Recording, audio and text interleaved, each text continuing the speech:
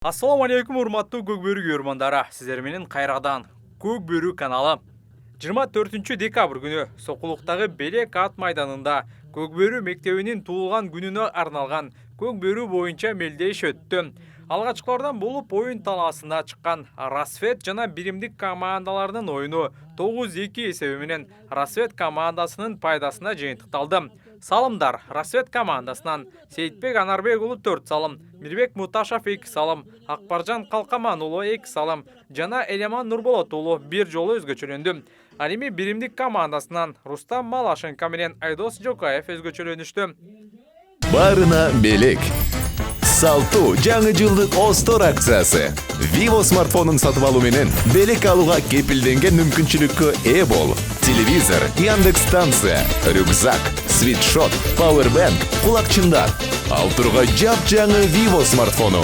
Жаңы жылга белек алууга жетишип кал. Барына белек, барына сонун маанай. Остор. Экинчи болуп Көкбөрү жана Жер улак боюнча улуттук курама командаларынын оюну болду. Бул оюнда 5-2 эсебинде Көкбөрү командасы жеңүүчү болду. Салымдарды төмөнкү оюнчулар киргизди. Нурдин Болотбеков, Манас Ниязов, Майрамбек Рыспеков, Нуржан Мелисбек уулу жана ошондой эле Аскат Аскаров өз тайгазанына салым салып, Көкбөрүнүн 5-чи голун киргизди. Ал эми Жер улак боюнча курама командасынан Кубаныч Султан уулу дубль жасады. Андан кийин Додо улак болуп, Додо улактын жыйынтыгында Сейитбек Анарбек уулу 1 салым, Улан Насакеев 1 салым, Манас Ниязов 1 салым жана Өмүрбек Эсен уулу 2 салым салып кетти. Мына Эсен уулу Өмүрбек. Дал ушул Өмүрбек Эсен уулу мыкты жаш оюнчу наамын алды. Ошондой эле федерация мыкты оюнчу деген сыйлыкты Кубаныч Султан уулуна берди. Мындан тышкары жыл жыйынтыгын чыгарып, Көкбөрү төмөнкү инсандарды сыйлады.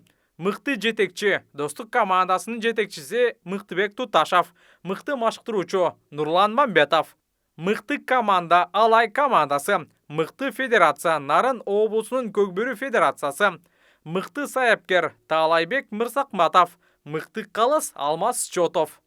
Бул оюндарда өзүн мыкты деңгээлде көрсөткөн Сейитбек Анарбек уулунун оюнунан көпчүлүгү рахат алышты. Андыктан Сейитбектин салымын назарыңыздарга салабыз. Эгерде бул салым жакса, видеого лайк коюп, бөлүшүүнү унутпаңыздар.